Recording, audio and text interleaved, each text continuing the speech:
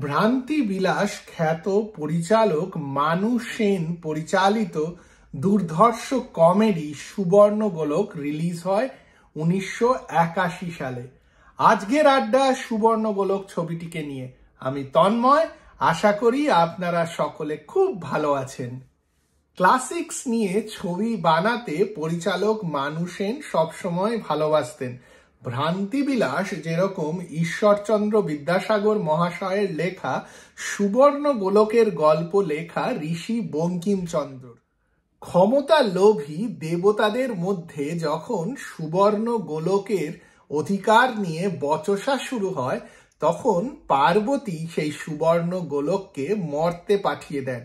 মর্তে আসার পর সুবর্ণ গোলক যখন এক মানুষের হাত থেকে আরেক মানুষের হাতে যায়, তখন তাদের চরিত্র অদল বদল হয়ে যায়।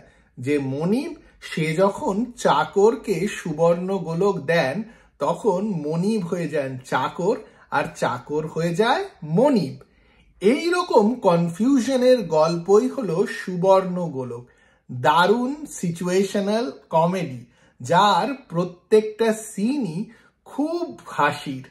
আর এই হাসি জোগাতে রয়েছে সব এক সে বারকার এক দারুণ দারুণ অভিনেতা অভিনেত্রীরা।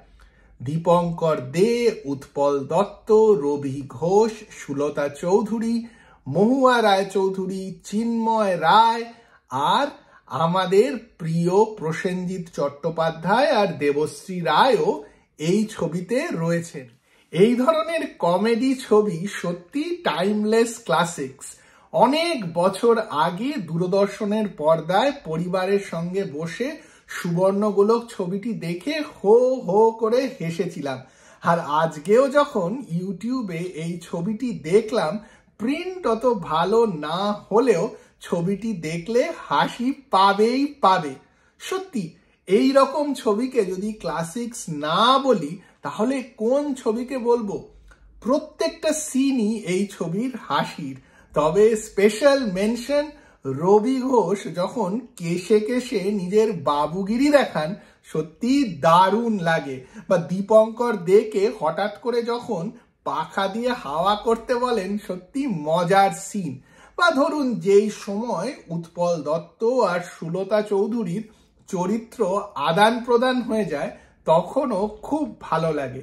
এক সে বারকার এক বড় বড় অভিনেতারা যখন এই সিনগুলোকে এত দারুণভাবে এক্সিকিউট করছেন, তখন দর্শক হিসেবে এদের দেখাই ভাগ্যের ব্যাপার। সুবর্ণ গোলকে হেমন্ত মুখোপাধ্যায়ের মিউজিক ছিল। প্রত্যেকটা গানই কিন্তু খুব সুন্দর, আর সিচুয়েশনে ঠিকভাবে ডিরেক্টর মহাশয় বসিয়েছিলেন। তবে আমার প্রিয় গান অনুপ ঘোষালের গাওয়া রবি ঘোষের লিপে রোম্যান্টিক গান শুক্লপক্ষ কৃষ্ণপক্ষ। সত্যি দারুণ গান, আর রবি ঘোষের সে কি অভিনয়। সুবর্ণ গোলক একটা দারুণ মাল্টি স্টারার ছবি। সেই সময় বাংলা ছবিতে অভিনেতা অভিনেত্রীরা এত ভালো ছিলেন যে কে যে হিরো আর কে যে পার্শ্ব চরিত্র তা বলার কোনো প্রয়োজনই থাকে না। মনে হতো এই ছবিগুলোতে প্রত্যেকে এত সুন্দর টিম ওয়ার্ক করেছেন, যেখানে পরিচালকের কাজও খুব সহজ হয়ে যেত। তার ভিশন ছবির পর্দায় এত সুন্দরভাবে দর্শকের কাছে আসতো যে আজও দেখে এই ছবিগুলো মুগ্ধ হতে হয়। আপনারা যদি সুবর্ণ গোলক না দেখে থাকেন, তাহলে দেখে ফেলুন। আর যদি দেখে থাকেন, তাহলে জানান যে আপনাদের এই ছবি কিরকম লাগে। আর যদি এই ভিডিওটি ভালো লাগে, তাহলে লাইক আর শেয়ার করতে একদম ভুলবেন না, আর চ্যানেলটিকেও সাবস্ক্রাইব করুন।